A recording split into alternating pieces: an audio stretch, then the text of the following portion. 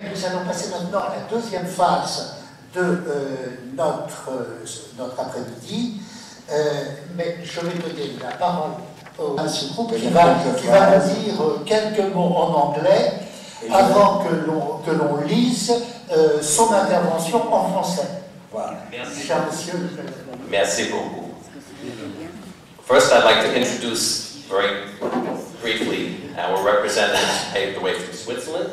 It's Pablo Manuel Vallier and Constantino, who's over here from France, from Lyon.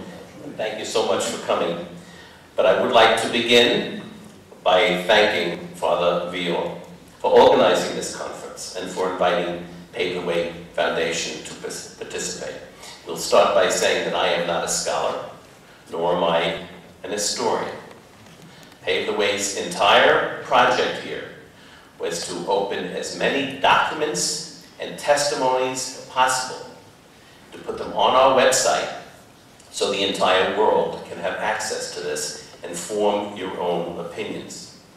If you ask my opinion, I will tell you from what I've learned, but this is extremely important. Thank you.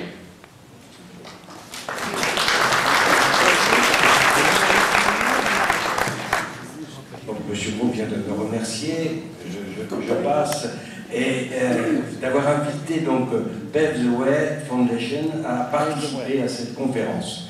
Et il est heureux donc de participer ici, avec vous tous ici présents et les autres conférenciers, à cette mise au clair de cette série d'événements qui ont apporté beaucoup tant à notre activité qu'à la réalisation de nos objectifs.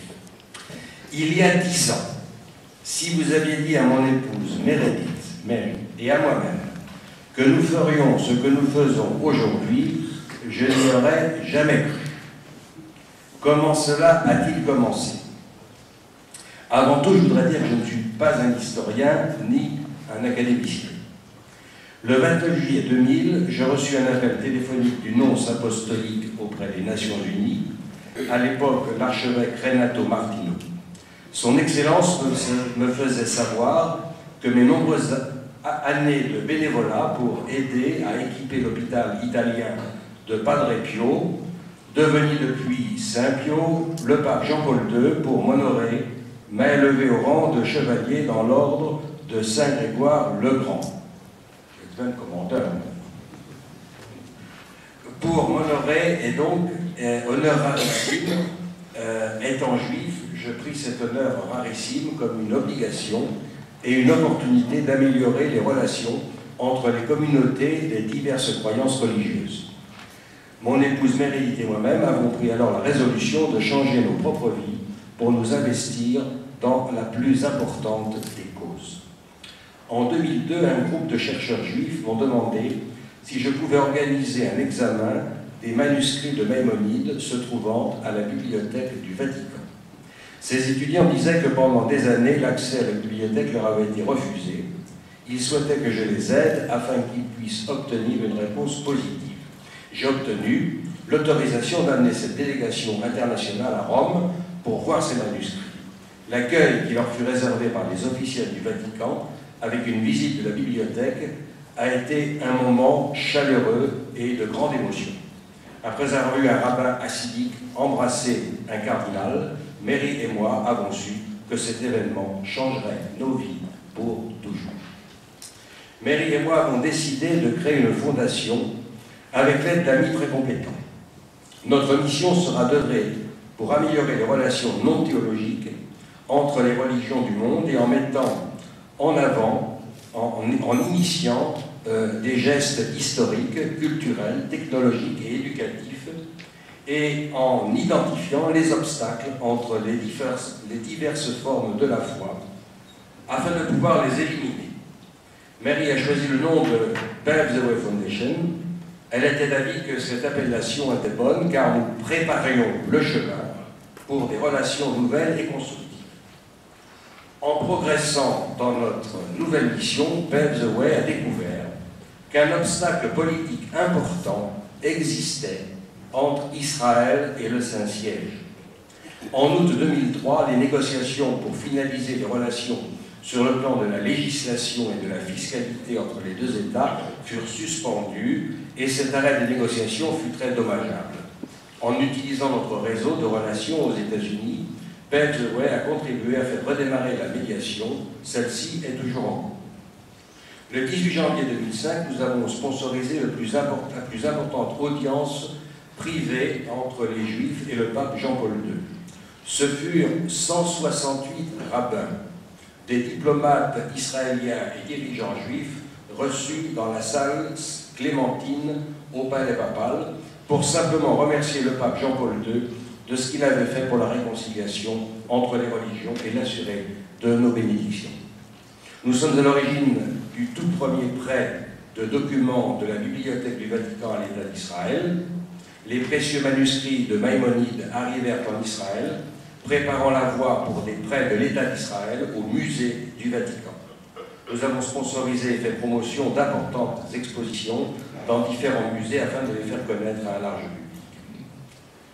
En 2006, Pavesaway a eu connaissance de la vente du papyrus de Bodmer. La Fondation a pu trouver un donateur qui a permis d'acquérir ce papyrus, écrit en 165 AD. Il est le plus ancien manuscrit connu de l'évangile de Saint Jean et Saint Luc et de la prière du Seigneur. Le 18 janvier 2007, nous avons présenté ce papyrus au pape Benoît XVI. Aujourd'hui, il se trouve à la Bibliothèque Vaticane pour être un témoignage vis-à-vis du monde entier.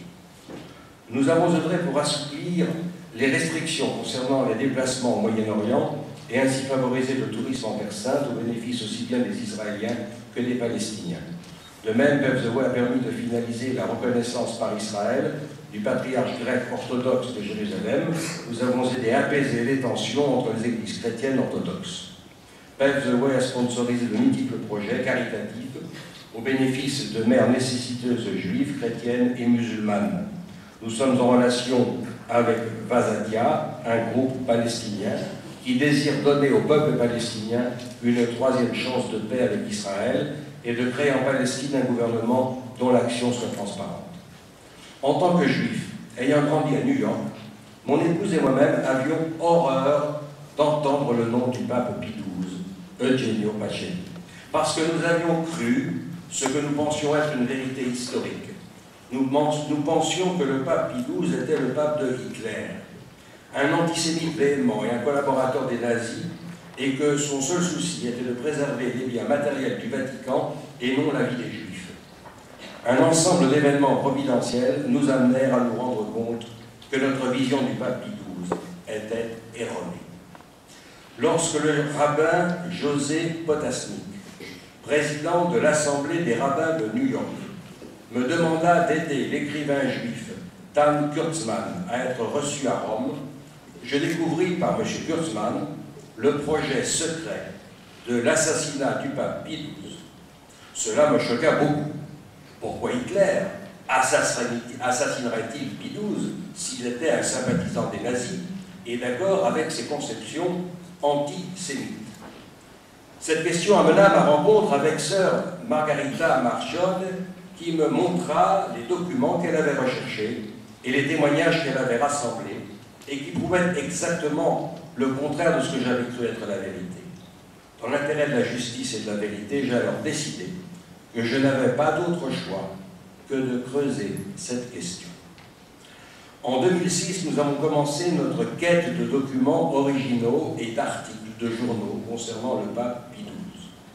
Nous avons interviewé des témoins oculaires qui vivaient pendant la guerre, et ce fut un choc car nous avons dû réaliser que les sentiments très positifs du pape furent complètement travestis avec la parution en 1963 d'une fiction en forme de pièce de théâtre appelée Le Vicaire. Nous avons le témoignage du plus haut agent gradé du KGB et n'ayant jamais fait défection, le lieutenant général Yon Pachepa, qui révéla que le financement, la rédaction et la production de cette pièce était un complot des soviétiques pour détruire la réputation de l'Église dans une opération nommée Site 12, siège 12. 5 ans après la mort de Pie XII, cette pièce, présentée dans le monde entier, a été la plus grande tentative d'assassinat moral du XXe siècle. Il n'y a pas d'élément raisonnable pour expliquer pourquoi chaque dirigeant international, chaque organisation juive, personnalité importante juive et dirigeant en Israël à l'époque, qui ont vécu durant la guerre et qui ont été touchés par les efforts du Vatican, ont été tant empressés pour louer le pape Pie XII de manière inconditionnelle. Des personnalités comme Albert Einstein, Golda Meir, le président de l'État d'Israël, Chaim Weizmann, le Premier ministre David Ben-Gourion, le grand rabbin Herzog de Palestine, les grands rabbins Zolli et Elio Toaf de Rome, toutes les communautés juives en Italie et bien d'autres étaient pleins d'éloges à l'égard de Pie XII. Quel coup de canon a tout changé? Tous ces gens qui ont vécu durant la guerre sont-ils naïfs? Géno Levaille, historien et expert juif à propos de l'Holocauste en Hongrie, a succinctement fourni la raison concernant ce virage à 180 degrés. Je cite, « C'est une ironie regrettable que la seule personne dans toute l'Europe occupée qui a fait plus que tout autre pour arrêter l'horrible crime et amoindrir ses conséquences soit aujourd'hui le bouc émissaire à cause de la faillite des autres. » Fin de citation. Lorsque nous avons commencé à publier cette information sur notre site internet, nous avons été surpris de constater qu'aucun des critiques qui ont pris la parole, ainsi que les institutions, ne se sont déplacés à Rome pour faire des recherches sérieuses de documents se trouvant dans les archives pour la période précédant 1939. Cette période qui contenait 65% des documents concernant le ministère de Pacelli a été totalement ignorée, et cela même après que les archives furent ouvertes par le pape Paul VI. Les critiques dirent alors « Nous réservons notre jugement sur Pie XII jusqu'à ce que les archives des années de guerre soient ouvertes. » En 1981, la Bibliothèque du Vatican a publié 5125 documents de la section « Années de guerre ». Ils figurent parmi les actes et documents du Saint-Siège pendant la Seconde Guerre mondiale. Pave the Way a numérisé les 9000 pages et les a rendus accessibles à tous les chercheurs en les mettant sur Internet. Ainsi, avec les autres archives, 95% de cette période de la papauté peut être étudiée. Il est donc certain que la légende noire frappant Pie XII peut être élucidée moyennant quelques efforts et une recherche se référant aux sources originales. L'ensemble des archives du pape Pie XII, 1939-1958, n'ont pas encore été ouvertes car les travaux de reliure, de révision et de mise en catalogue de quelques 30 millions de pages de documents prendront des décennies. Le pape Benoît XVI a pratiquement triplé l'effectif du Vatican pour achever cette tâche dès que possible. On nous a donné un écho tout à l'heure, ça devrait aller peut-être un peu plus vite que prévu. Toute cette information réunie, Pave the Way a décidé alors de continuer la recherche de la vérité qui préoccupe 1 milliard de personnes dans le monde. Nous utilisons nos relations internationales pour identifier et mettre sur notre site autant d'informations que possible afin de révéler les actions, preuve à l'appui, entreprises par le Saint-Siège avant et durant la Deuxième Guerre mondiale et de distiller cette information au monde entier. Du 14 au 17 décembre 2008, nous avons sponsorisé un symposium à Rome, au cours duquel nous avons rendu accessibles tous les documents et vidéos à plus de 80 dirigeants et chercheurs juifs. Par ailleurs, nous avons invité à Rome tous les critiques et institutions reconnues afin qu'ils fassent part de leurs contradictions aux experts du Vatican dans ce domaine. Les critiques ont boycotté nos efforts en prétextant que nous n'étions pas assez expérimentés pour tenir une telle conférence. Ils demandèrent également pourquoi nous souhaitions que ce symposium soit ouvert au public. Étrangement, en déclinant notre invitation, ils nous accusèrent d'avoir un symposium à opinion unique. À la fin de la session, ceux des critiques qui avaient participé à la conférence dirent qu'ils avaient changé leur opinion sur le règne de Pie XII. Aujourd'hui, avec les recherches et l'aide de beaucoup d'étudiants, nous avons mis sur notre site de 40 000 pages de nouveaux articles et documents provenant de nombreux pays ainsi que de nombreuses interviews et vidéos de témoins oculaires. Il en résulte que le pape Pie XII n'était pas le pape de Hitler et pas davantage un collaborateur des nazis. Il avait plutôt de l'affection et du respect pour le peuple juif, et ce, depuis sa prime enfance. Ses relations avec le peuple juif sont nées durant son enfance auprès de Guido Mendes, un garçon juif orthodoxe. Il est possible que Mendes ait pu inviter le jeune Pacelli à son domicile, où, avec sa famille, ils prirent le dîner un jour de sabbat. Eugenio a aussi pu emprunter des œuvres des grands rabbins, et il a appris à lire et à parler l'hébreu. Son action pour aider les Juifs commence dès qu'il devint nonce apostolique en Allemagne. Lorsque les Arméniens en Palestine ont été menacés par les Turcs ottomans en 1917, la communauté juive de Suisse appela à l'aide pour protéger les Juifs de Palestine, pour lesquels ils craignaient le même sort. En tant que nonce apostolique en Allemagne, l'archevêque Pacelli a intercédé immédiatement pour obtenir des garanties de la part des Allemands pour assurer leur protection, fût-ce au moyen des armes, l'Allemagne étant alors l'allié de la Turquie. Le grand rabbin Weber de Munich demanda à Pacelli en 1917 son aide pour la relâche des palmes utilisées pour la fête intentionnellement retenue par le gouvernement italien. Pacelli demanda l'intercession du Vatican pour ainsi favoriser les rapports entre catholiques et juifs. En 1917 et en 1925, Pacelli a rencontré personnellement Nahum Sokolov, alors président de l'Organisation sioniste mondiale, pour discuter de la possibilité d'une patrie juive en Palestine. Pacelli a réagi immédiatement pour ménager à Sokolov une audience avec le pape Benoît XV. En 1926, Pacelli pressa les catholiques allemands pour rejoindre l'organisation pro-palestinienne pour l'installation des Juifs en Palestine. Lorsque l'Italie a promulgué les lois raciales en 1938, Pacelli les condamna et écrivit pour dire son désaccord avec le gouvernement italien qui importait l'antisémitisme allemand. Il fit beaucoup d'efforts pour trouver des Juifs qui avaient été atteints par les lois raciales. Comme secrétaire du Vatican, il a œuvré pour faire avorter une loi visant l'abolition de la loi concernant l'abattage cachère des animaux, et il était d'avis que cette loi serait une réelle persécution pour les Juifs.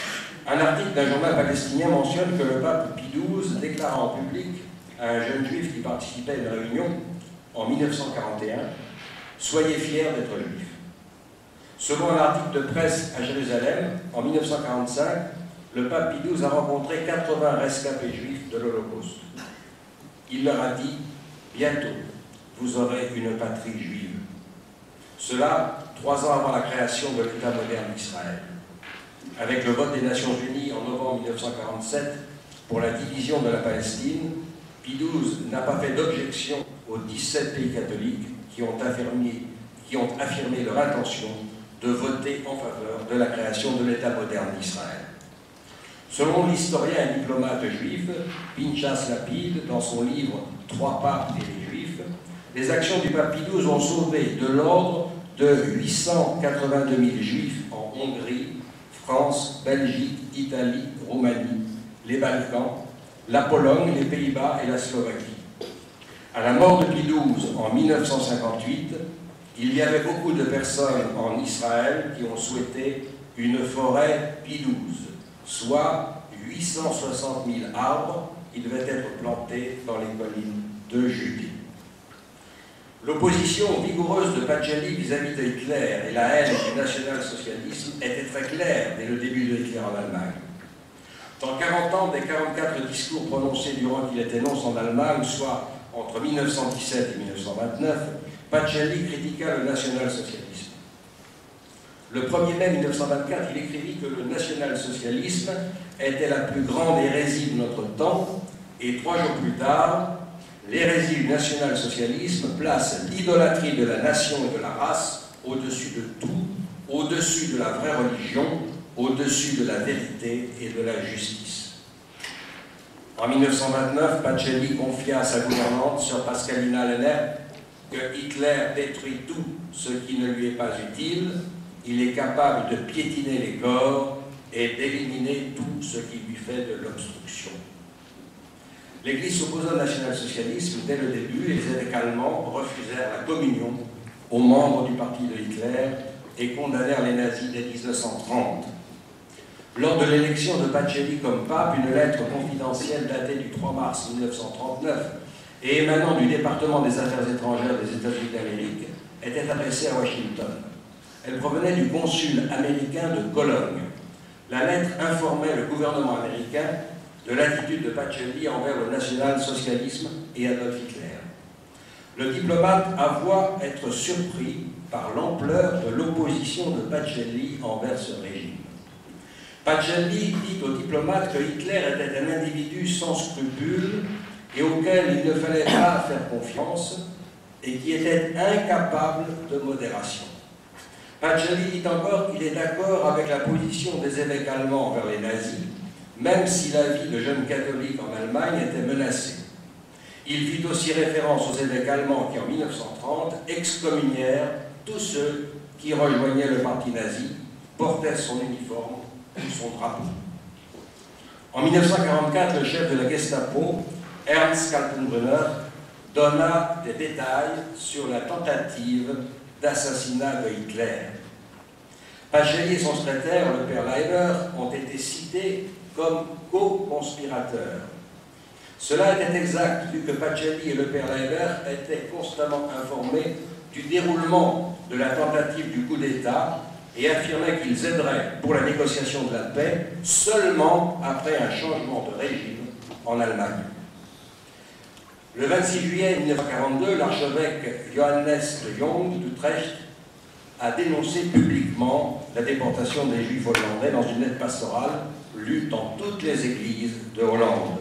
Cette protestation publique contribua à l'accélération des arrestations de Juifs et en représailles punitives à l'arrestation de Juifs convertis. Pie XII réalisa rapidement que toute attaque publique contre les crimes des nazis entraînerait de la part des Allemands l'accélération des violences envers les victimes. Selon 3 témoins au sujet des réactions des nazis envers les catholiques hollandais, le pape Pie XII brûla le projet d'un discours qu'il avait préparé. Il dit que si les nazis tuaient des milliers de juifs suite aux remarques d'un archevêque, ils en tueraient une quantité bien plus grande si les remarques étaient faites par le pape. Pavloway a pris sur Internet le témoignage donné en 1972 par le général Karl Wolff, haut dirigeant SS et adjoint de Heinrich Himmler pour l'Italie. Ce haut gradé donne des détails sur les ordres reçus de Hitler pour envahir le Vatican, kidnapper le pape et tuer les membres de la curie. Le général Wolff, tout comme le gouverneur militaire de Rome, le général Rainer Stahl, et l'ambassadeur d'Allemagne Ernst von Weizsäcker, réalisèrent que si Pie XII était kidnappé et tué, il y aurait des émeutes très importantes, et cela créerait aussi de grandes tensions parmi les militaires allemands. Ils firent tout ce qu'ils purent pour convaincre Hitler de ne pas arrêter le pape. Von Weizsäcker a même envoyé des télégrammes à Berlin qui étaient intentionnellement rédigés pour calmer Hitler en le dissuadant d'entreprendre une action dont les conséquences seraient très négatives pour l'Allemagne. Albrecht von Kessel, collaborateur de von Weizsäcker, a défini par la suite ces télégrammes comme des mensonges stratégiques. D'après les notes manuscrites de Monseigneur Domenico Tardini, le 6 septembre 1943, Pie XII convoqua les cardinaux à une rencontre, lors de laquelle il les informa qu'il sera probablement enlevé, voire tué. Il demanda aux cardinaux d'être prêts à quitter le Vatican de suite après l'invasion de l'État pontifical. Ils devront se rendre au Portugal, où ils devront élire un nouveau pape et former une nouvelle curie. Pie XII écrivit sa lettre de démission et la plaça dans son bureau. Il dit que lorsqu'ils viendront pour se saisir de lui, ils saisiront Eugenio Pacelli et non le pape Pie XII. Le pape était conscient que s'il était enlevé, il y aurait des émeutes qui ne feraient qu'augmenter la misère, et que d'innombrables civils seraient dirigés vers les camps de concentration, et ce dans tous les pays occupés. De manière stratégique, il utilisa la menace d'une dénonciation publique, ce qui a sauvé le 16 octobre 1943 7 000 à 12 000 juifs de Rome. Le grand rabbin du Danemark, Melchior, dit que si Pie XII avait parlé, bien plus de 6 millions de juifs auraient été massacrés. Le Vatican était infiltré par des espions et environné de forces hostiles. Le pape était bien conscient du plan de le kidnapper et de tuer les membres de la curie romaine. Même dans ces conditions extrêmes, Pie XII a agi personnellement et souvent de façon directe pour sauver autant de juifs que possible. Le 16 octobre 1943, à l'aube, l'arrestation des juifs de Rome a débuté. Le pape Pie XII commença par protester auprès de l'ambassadeur d'Allemagne, von Weizsäcker. Craignant que cela n'aurait aucun impact, il envoya son neveu Carlo Pacelli auprès de l'évêque Alois Kudal, qui avait des liens avec les dirigeants nazis à Rome, afin que celui-ci prépare une lettre demandant la fin des arrestations. Il craignait cependant que cette lettre arrivât trop tard pour être prise en compte. Pie XII décida alors d'envoyer son ami et confident, le supérieur général des Salvatoriens, le père Pancratius Pfeiffer, pour rencontrer le gouverneur militaire de Rome, le lieutenant général Rainer Stein. Le père Pfeiffer lui remit la lettre de Monseigneur Blal, ainsi que la déclaration d'intention sur laquelle le pape Pie XII dénoncerait publiquement les arrestations si les autorités allemandes poursuivaient cette opération. La crainte qu'une telle dénonciation publique pousse Hitler à bout et l'amène à activer le plan d'invasion du Vatican fit réagir le général Stein. Il imagina une raison militaire pour stopper les arrestations. Il téléphona directement à Heinrich Himmler, qui ordonna leur arrêt à l'heure de midi, le jour même de leur mise en action. Par la suite, lorsque Himmler découvrira le stratagème, le général Stein sera sanctionné et envoyé sur le front de l'Est. Le pape envoya alors des prêtres de confiance et des amis dans tous les couvents et monastères de Rome et des environs pour ordonner la levée de la règle de la clôture. Il ordonna aux institutions ecclésiastiques, aux églises, aux écoles, d'ouvrir leurs portes à tous les réfugiés qui se présenteraient pour demander asile. Le pape envoya également des instructions cryptées pour sauver les Juifs dans d'autres régions d'Italie. Afin que ces directives ne puissent tomber aux mains des nazis, ces documents devaient être détruits aussitôt lus. Père Zoé Foundation a découvert des actions secrètes menées directement par Pie XII, qui a sauvé plus de 11 000 Juifs en les envoyant en République dominicaine entre 1939 et 1945. Le pape adressa des télégrammes cryptés au général Trujillo, le dictateur de la République dominicaine, au moins 2 fois par an, pendant que cette période, pour obtenir 1600 visas chaque année, permettant aux Juifs d'Europe de gagner la République dominicaine. Aujourd'hui, de nombreuses institutions disent que le pape a uniquement aidé les Juifs convertis, car beaucoup de documents font état de Juifs catholiques ou catholiques non-ariens. Nous avons retrouvé trace de lettres urgentes de Pacelli, datées du 30 novembre 1938, seulement 3 semaines après la nuit de cristal, et du 9 janvier 1939, adressées à 65 nonces et autres évêques de par le monde catholique, demandant 200 000 visas pour des catholiques non-ariens en Allemagne. Il peut être démontré que ceci est une phrase codée utilisée pour désigner les Juifs persécutés. Personne n'aurait pu imaginer qu'il y avait 200 000 Juifs convertis en Allemagne en 1938. La lettre écrite en 1939 en latin demanda le respect de leurs préceptes religieux, de leurs livres et institutions confessionnelles. La formulation d'une telle demande n'aurait jamais été faite pour des catholiques. Lorsque des convertis sont baptisés, ils sont simplement catholiques et non catholiques juifs. De telles dénominations n'ont jamais été utilisées avant ni par la suite dans une correspondance du Vatican. Il est très important de tenir compte des conditions dans lesquelles le Saint-Siège et le pape Pie XII ont dû fonctionner pendant la Deuxième Guerre mondiale. On peut comprendre alors combien héroïques ont été beaucoup de ces actions de sauvetage et de protection. Il faut aussi noter que la plupart des critiques ayant attaqué l'attitude de Pie XII pendant les années difficiles n'ont pas vécu cette époque et n'ont pas connu les horreurs d'une guerre. Ils ne comprennent pas ce que cela représentait de regarder la mort en face tous les jours, ou le danger de transporter une note cryptée dans la poche. Les critiques croient que si cela n'était pas écrit, cela n'était pas arrivé. C'est toujours très facile de dire « ils auraient pu faire ceci, ils auraient pu faire cela ». Dans la tradition de notre foi, la plus haute forme de charité est la charité anonyme, où le bénéficiaire ne sait jamais qui l'a aidé. Voilà de quoi Eugenio Pacelli est coupable, mais comme les historiens et les étudiants continuent à examiner de nouveaux faits avec documents à l'appui, cela ne pourra que faire éclater la vérité.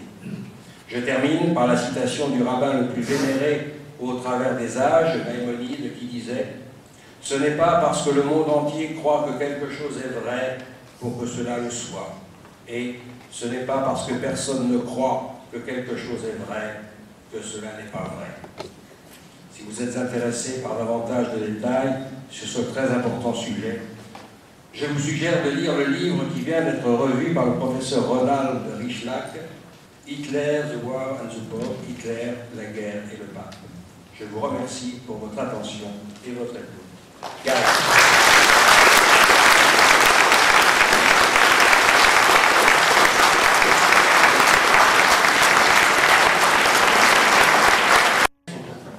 Pour votre action et pour l'action générale menée d'ailleurs par votre fondation pour la paix entre les peuples et pour la concorde entre les religions. Je crois que nous vous devons beaucoup après votre intervention de cet après-midi. Serge Klarsfeld, est-il besoin de vous présenter ici? Vous êtes connu évidemment dans toute la France, vous êtes même connu mondialement, si j'ose dire, par votre action incessante en faveur de la mémoire blessée du peuple juif. Cette mémoire, vous l'avez défendue de toutes les façons, je dirais comme avocat, comme historien, vos travaux très importants en témoignent, et je vous remercie d'être présent aussi cet après-midi pour donner votre témoignage sur cette question du 12. Parce que, de votre part, ici en France, je pense que votre témoignage est particulier. Je vous remercie. Tout à l'heure, vous m'avez demandé si j'avais toujours eu la même opinion de Pie XII. Je crois être doyen de la tribune parce que j'avais 8 ans en 1943 et donc en 1943, j'allais à l'église. J'allais à l'église à Nice pour me réfugier avec ma mère et ma sœur parce que mon père venait d'être arrêté. Et je suis allé à l'église en 1944 dans une petite bourgade Saint-Julien-Chapteuil dans la Haute-Loire et j'aimais beaucoup l'église. Donc le pape, à l'époque, le pape il avait une autorité morale et nous le considérions, et tous les juifs le considéraient comme faisant partie du groupe des alliés et non pas du pape de Hitler. Il était même inconcevable. Jamais je n'ai entendu parler du pape de Hitler en ce qui concerne Pie XII. Je dois dire aussi que nous avons eu donc la Gestapo à Nice et mon père avait fait un double fond dans un placard et nous avons passé la nuit avec des enfants juifs qui étaient arrêtés, nos voisins, les nuits d'horreur qu'on raconte dans tous les témoignages à travers l'Europe, puisque les Juifs étaient persécutés, poursuivis, traqués à travers toute l'Europe. Mais, comment dire, si les Juifs étaient traqués à travers toute l'Europe, eh bien, le pape, pour nous, pour moi, cela représentait encore autre chose. Parce qu'après la guerre, nous sommes allés en Roumanie. Mes grands-parents étaient aisés et nous sommes partis parce que nous n'avions pas de quoi vivre. Ma mère, ma sœur et moi, nous sommes partis en Roumanie. Et en Roumanie, quelques semaines après notre arrivée, c'était en 1946, eh bien, les communistes ont pris le pouvoir. Et à ce moment-là, nous avons rencontré un autre totalitarisme, et nous l'avons vu. Nous avons vu les miliciens communistes arriver dans les appartements bourgeois, forcer les portes, intimider nos grands-parents, dire pour qui il fallait voter. Et donc, ma mère a dit, après la Gestapo, la GPU, non, merci. Et nous nous sommes enfuis. Nous sommes enfuis, nous avons réussi à échapper et à revenir en France. Et je dois dire qu'en France, nous avons eu une autre expérience, et le pape a joué un rôle aussi, parce qu'il a joué un rôle extrêmement actif contre les totalitarismes. Tout à l'heure, on a parlé de l'encyclique Mit Brennen der Sorge, cette encyclique anti-nazie, mais elle a été précédée d'une encyclique anticommuniste. Et la lutte de Pie XII a été la lutte pour affirmer le christianisme face au totalitarisme athée, que ce soit païen, que ce soit donc le communisme, le bolchevisme, et de l'autre côté, le nazisme. Et après la guerre, eh bien, il a construit l'Europe, et nous en avons profité. Et j'ai été très conscient de profiter du rôle que le pape avait joué, qui était le rôle de recréer, comment dire, la démocratie chrétienne, de donner à des hommes comme de Gasperi pour l'Italie, Adenauer pour l'Allemagne, Robert Schuman pour la France, de leur donner la possibilité, la force, l'impulsion morale de surmonter les nationalismes et de créer une nouvelle Europe. Et je me souviens qu'en 1954, j'ai eu un prix qui était le premier prix, je dirais, de la dissertation européenne, parce que j'étais très conscient d'avoir vécu ces totalitarismes, d'avoir échappé à ces totalitarismes et de bénéficier d'une Europe qui était l'Europe de la liberté. Certes, en tant que juif, j'étais minoritaire dans cette Europe de la liberté, mais j'en faisais absolument partie. Et le pape, pour moi, incarnait à la fois donc cette lutte contre les totalitarismes et également cette construction d'une Europe dégagée des nationalismes, profitant de l'expérience qu'il avait eue comme diplomate et comme pasteur. Et donc, vous en avez profité aussi, et nous en profitons encore pleinement aujourd'hui.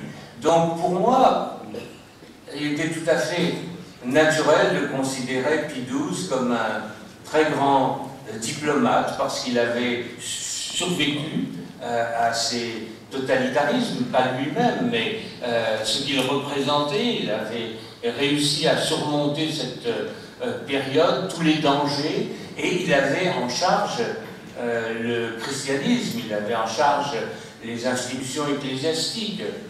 Et également, ce que j'ai pu remarquer en ce qui concerne l'Allemagne, qu'il était accusé de germanophilie.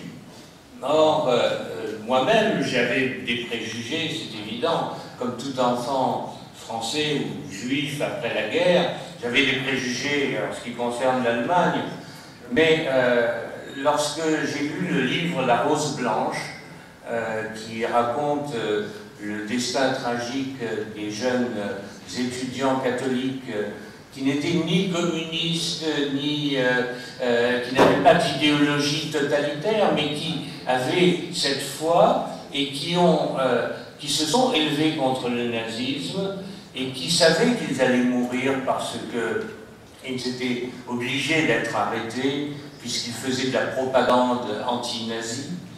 Eh bien, lorsque j'ai vu que ces jeunes et leurs professeurs ont été guillotinés ou, disons, décapités à la hache même, eh bien, j'ai compris qu'on ne pouvait pas condamner le peuple allemand dans son ensemble, qu'il fallait faire des distinctions, qu'il fallait poursuivre certainement les coupables, mais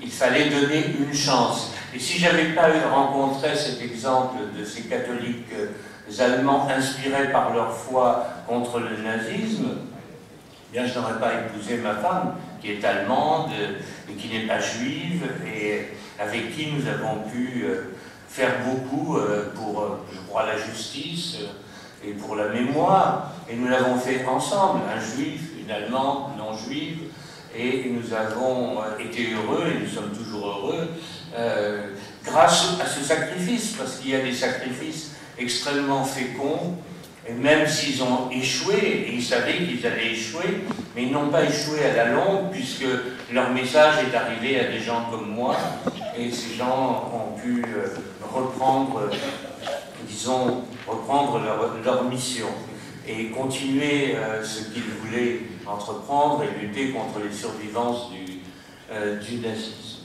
Alors en ce qui concerne la Shoah, je me suis posé la question, bien entendu, est-ce que Pie XII pouvait faire plus que ce qu'il a fait? Est-ce qu'il pouvait prendre la parole? Je dirais que c'est une question qui ne peut pas être tranchée, vous l'avez dit. C'est une question où chacun prend ses responsabilités comme lui-même les a prises. Mais je crois, effectivement, on n'arrive pas à concevoir que le pape pouvait être arrêté et que le Vatican pouvait être envahi.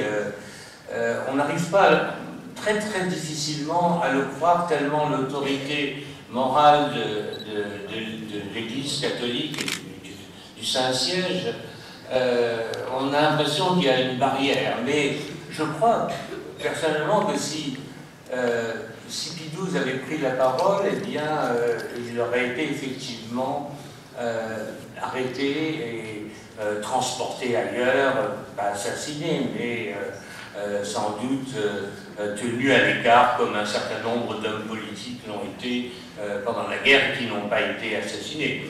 Léon Blum n'a pas été assassiné par les nazis, alors qu'il était dans leur pouvoir. Donc il aurait été tenu à l'écart. Et je crois que lui-même avait comment dire, cette responsabilité de tenir ce qui était la seule force d'opposition en Europe. Il n'y avait pas d'autre force d'opposition dans l'Europe entre les mains des nazis que le monde catholique, puisque le monde catholique pouvait correspondre, communiquer entre l'Église avait les réseaux de communication. Et il ne faut pas oublier non plus qu'en Allemagne, et je crois que là c'est extrêmement important de travailler sur ce sujet, c'est de voir que l'Église a été, et les catholiques ont été la force d'opposition à Hitler, même après la prise de pouvoir par Hitler.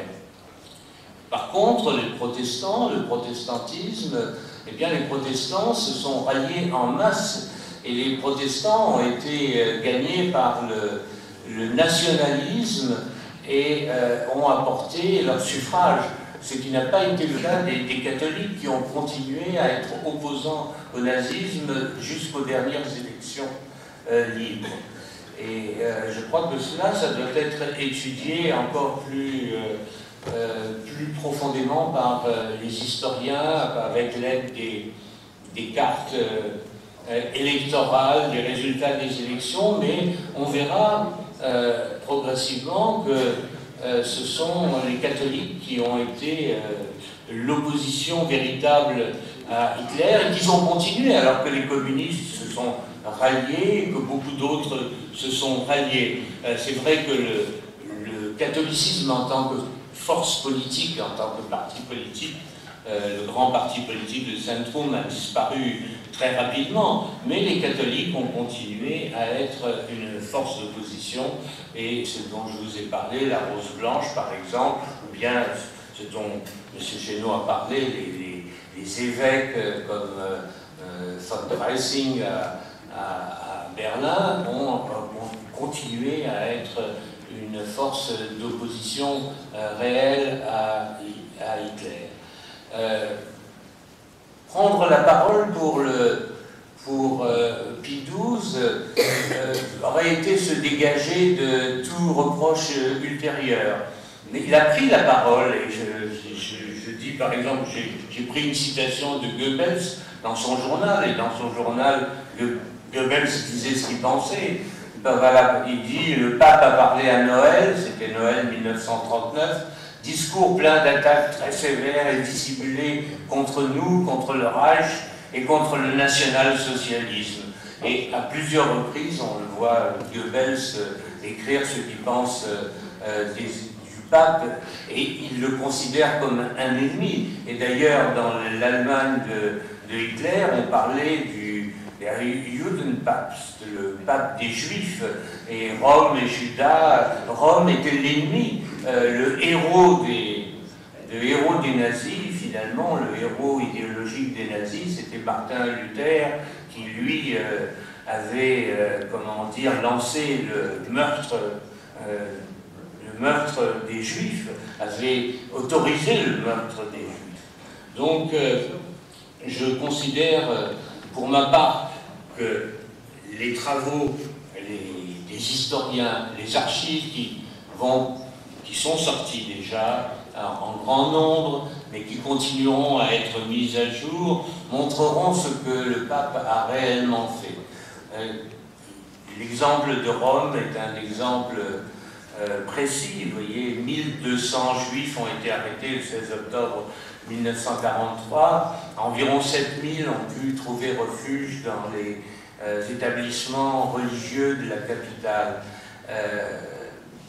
C'est un bilan terrible pour ceux qui sont partis, et en même temps, comment dire, le pape n'ayant pas parlé mais ayant agi, eh bien, on a sauvé une partie importante de la population juive de Rome. Et les juifs de Rome ont été reconnaissants à la fin de la guerre. Il n'y a eu aucune accusation contre le pape de ne pas les avoir protégés, parce que c'était les barbares. Les barbares, on les a vus à Rome aussi au XVIe siècle, brûler une partie de la ville. Les barbares et les sauvages, eh bien, on ne peut pas grand-chose contre eux. Et il ne faut pas oublier que la diplomatie du pape a été quand même effective aussi pour diminuer considérablement, non seulement pour les Juifs, mais pour d'autres, et en particulier Rome, si Rome n'a pas été bombardée. Il ne faut pas oublier aussi que la barbarie était aussi du côté des militaires. Les militaires, quand ils font la guerre, ils bombardent, et quand ils bombardent absolument sans retenue, même s'ils cherchent les obstacles, disons les objectifs militaires. Eh bien, très souvent, cela déborde à côté, et ça cause beaucoup de morts et beaucoup de dégâts. Donc, Rome a été bombardée une fois d'une façon très sévère sur la périphérie, mais il y a eu des milliers de morts, et pour déclarer Rome ville ouverte, le pape a joué un rôle important.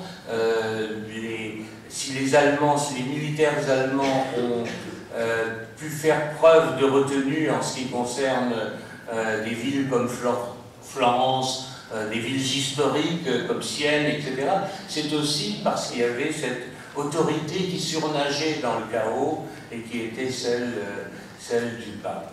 Alors, je dirais que d'une façon, les victimes essayent toujours de trouver disons, au bout d'un certain temps, elles oublient qui est le responsable véritable de leur souffrance. Et je le remarque pour ce qui concerne la Shoah, parce que le coupable, c'est véritablement la volonté démoniaque de Hitler, qui avait à sa disposition l'État allemand, qui avait à sa disposition l'armée, qui avait une police, qui avait des complices dans chaque pays, qui tenait en main l'Europe entière, ou presque toute l'Europe. Et c'était lui et sa volonté qui agissait. En 1942, on a parlé de cette année 1942, c'est l'année terrible. En France, il y a eu 42 000 juifs qui ont été déportés en 1942, 17 000 en 1943, 15 000 en 1944. Donc en 6 mois de l'année 1942, la moitié des juifs, plus de la moitié des juifs sont partis de France. Cette année 1942 a été terrible dans toute l'Europe. La moitié des juifs qui sont morts, plus de la moitié des juifs qui sont morts déjà en 1942, étaient morts, donc étaient assassinés. Et il faut tenir compte de cette volonté démoniaque de Hitler et des moyens qu'il avait à sa disposition, du fait qu'il avait des complices. Et pour vous donner un exemple, l'ensemble des gens, des citoyens ne participaient pas à la mise à mort. Je donne un exemple qui est celui des Juifs roumains à Paris. Les Juifs roumains à Paris sont arrêtés le 24 septembre au matin. Et c'est la veille que la préfecture de police reçoit des Allemands la demande d'arrêter les Juifs roumains. Et Vichy donne son accord là-dessus, parce que la Roumanie a abandonné sa souveraineté sur les Juifs roumains vivant à l'étranger. Et dans la nuit, la préfecture de police sort les fiches des Juifs roumains du fichier des Juifs. Le matin, il y a 1500 Juifs roumains qui sont arrêtés. Et donc, le lendemain matin, le 25 septembre 1942, ils sont déportés. 1 millier d'entre eux sont déportés. Il se passe donc 24 heures entre le moment de l'arrestation et le moment de la déportation. Il se passe 36 heures de voyage entre le moment où ils partent et le moment où ils arrivent à Auschwitz. Et ils sont gazés 72 heures après être arrêtés, dormant dans leur lit à Paris. Aujourd'hui encore, une lettre met plus de 3 jours pour arriver en Pologne. Et à l'époque, un juif pouvait arriver en Pologne en moins de 72 heures. Bien, ça c'est l'État. L'antisémitisme d'État, c'est un État qui se sert de sa police, de son administration, pour envoyer les Juifs en déportation. C'était le cas en France. Ailleurs, ce sont des massacres. Les Allemands arrivent, préparent le massacre, et puis à l'Est, le révérend père Patrick Desbois montrait exactement comment ça se passait en Ukraine. On demandait à la population de creuser des fosses. Eh bien, on liquide toutes les populations. Et on ne peut pas intervenir là-dessus. Alors, depuis un certain temps, on a conçu le fait qu'on s'intéresse moins peut-être aux coupables, qu'on s'intéresse au fait qui pouvait empêcher ce drame. C'est comme si on voulait l'empêcher encore aujourd'hui. Alors on dit, le comité international de la Croix-Rouge aurait dû empêcher, pouvait empêcher. Non, il ne pouvait pas empêcher, il a fait ce qu'il a pu, le comité international de la Croix-Rouge. Le pape pouvait empêcher. La Suisse pouvait accueillir tous les juifs. Non, la Suisse ne pouvait pas accueillir tous les juifs, elle a accueilli beaucoup plus de juifs qu'elle n'en a refoulé. Donc on cherche, je l'ai vu d'ailleurs en 1970, quand j'ai commencé l'action à la fois de justice et de mémoire. J'ai vu que parmi mes coreligionnaires, beaucoup disaient ce sont les concierges qui nous ont dénoncés. Je leur ai montré, mais il m'a fallu 15 ans au moins pour pouvoir convaincre les juifs qui n'ont pas été dénoncés par les concierges en général, ça a pu arriver bien entendu, mais qu'ils ont été arrêtés sur la base du recensement. Qu'en octobre 1940, dans toute la zone occupée, les juifs ont été recensés. En juin 1941, ils ont été recensés dans la zone libre. Et c'est le recensement qui a entraîné la possibilité pour la police d'aller les arrêter à leur domicile. Et on les arrêtait non pas en fonction simplement du fait qu'ils étaient juifs, mais en fonction de leur nationalité. On arrêtait les juifs polonais, on arrêtait les juifs considérés comme apatrides, les Allemands, les Autrichiens, ensuite les Français, le tour des Français est arrivé également, mais c'était sur la base essentiellement du recensement. Et j'ai donc mis fin, je dois dire, à cette légende des dénonciations qui n'ont pas eu lieu. Il ne faut pas oublier qu'en France, un quart des Juifs, 80 000 ont péri, 3/4 ont survécu, et que le principal facteur de survie des Juifs, j'ai vraiment pu le démontrer, a été le comportement de la population française. Population française qui, comme la population italienne qui a joué le même rôle, était une population catholique modérée, et donc qui a à la fois qui avait des sentiments républicains, mais aussi des sentiments catholiques, et ce sont les braves gens, beaucoup plus que les mouvements de résistance, ce sont les braves gens qui ont aidé les Juifs beaucoup plus que les mouvements de résistance, ou même que les leaders, parce que le général de Gaulle non plus n'a pas pris la parole. On n'a pas entendu le général de Gaulle à Londres dire, après la rafle du Vélodrome d'hiver, fonctionnaire français, si vous arrêtez les Juifs, vous serez jugé à la fin de la guerre. On n'a pas entendu. On n'a pas entendu Roosevelt, on n'a pas entendu Churchill. Bon, c'est le comportement des dirigeants de l'époque qui ne voulaient pas que la propagande allemande se retourne contre eux et disent, voilà, les de Gaulle, Churchill, Roosevelt mènent la guerre que veulent les Juifs. Donc, il n'y avait pas de la part de ces dirigeants, il n'y avait pas la volonté de prendre la parole d'une façon tout à fait lumineuse, claire, et d'ailleurs, ce serait peut-être retourné contre eux, puisque les Allemands étaient confrontés à une reddition sans condition, et que si cette parole avait été prise, eh bien, les Allemands auraient considéré que les Juifs étaient responsables de la destruction de l'Allemagne, et ils auraient peut-être été encore, disons, agi encore d'une façon plus fanatique derrière Adolf Hitler. Donc, il n'y a pas tellement de conclusions, comment dire, à tirer de cela. Il est certain que l'histoire rendra justice à Pie XII. L'opération qui a été l'opération du vicaire a été extrêmement préjudiciable à Pie XII. C'était une opération, je pense, qui a été menée effectivement par le monde communiste. La meilleure preuve en est que celui qui a écrit cette pièce est devenu un négationniste haineux,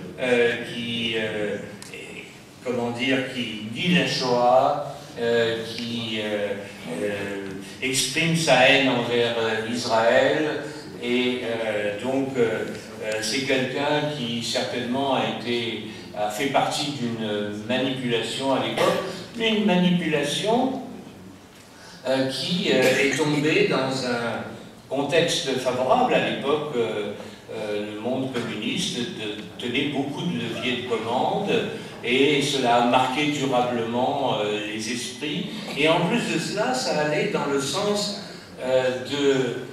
de ce qu'attendait le grand public, c'est-à-dire que le coupable aurait pu être empêché de faire ce qu'il a fait. Or, malheureusement, je crois qu'à partir du moment où Adolf Hitler a pris le pouvoir, comment dire, à manier ce pouvoir d'une façon absolue, avec des idées fixes, avec des obsessions, et je crois que le pape était conscient à qui il avait affaire, eh bien, je crois qu'on ne pouvait plus l'empêcher. Il fallait l'empêcher bien avant. Et je crois que bien avant, ce sont les dirigeants des grands pays démocratiques qui, lorsque la rive gauche du Rhin était occupée, remilitarisée, lorsque Hitler comment dire, lorsque Hitler a violé les traités, lorsqu'il s'est attaqué, lorsqu'il a fait l'Anschluss, c'est à ce moment-là, il fallait très tôt se battre, il fallait intervenir très tôt. Or, à l'époque, on n'intervenait pas dans un autre pays, y compris nous, les Juifs. Il n'y a pas eu d'attentat, il n'y a pas eu de lutte. Les Juifs ne sont pas venus en Allemagne pour manifester, pour se battre, pour aider les Juifs d'Allemagne. Ça a été comment dire, chaque pays était cloisonné. Aujourd'hui, c'est plus la même chose, heureusement.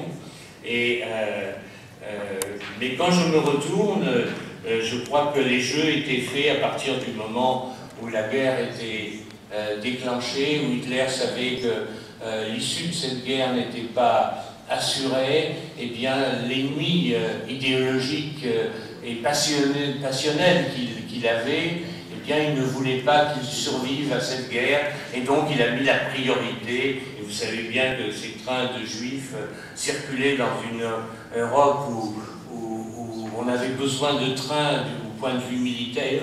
Eh bien, ces trains avaient souvent la priorité sur les trains militaires, parce que le but ultime de Hitler, et d'ailleurs dans son testament, le dernier mot qu'il écrit, c'est lutter contre le judaïsme, c'est le dernier mot, lutter contre la juiverie, c'est le dernier mot de son testament, le dernier mot qu'il a écrit, c'est le mot juiverie, parce que c'était pour lui une obsession, et je crois que personne ne pouvait s'opposer à cette obsession à partir du moment où il avait le pouvoir absolu en Europe.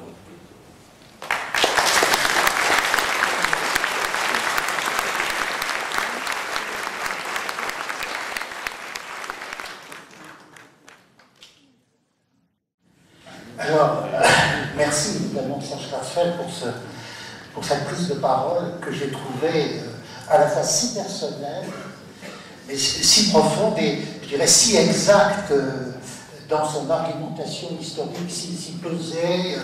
Vraiment, on n'a pas entendu, je dirais, l'écho de la passion chez vous. Vous avez repris les choses comme ça, avec beaucoup de calme. Vous avez analysé les choses avec une profondeur, une exactitude, et on ne pouvait être que convaincu au terme de votre exposé. Et moi, je vous en remercie de tout cœur. Donc je m'en remets à votre générosité. Vous aurez à la sortie aussi des bulletins d'information sur l'association Unité de l'Église, ainsi que les 2 livres du professeur Chenot, Bidouze, diplomate et master, et l'Église et le communisme, de 1917 à Jean-Paul II. Il pourra donc vous les dédicacer, c'est le moment de les prendre. Moi, je les ai lus tous les 2 et je vous les recommande absolument.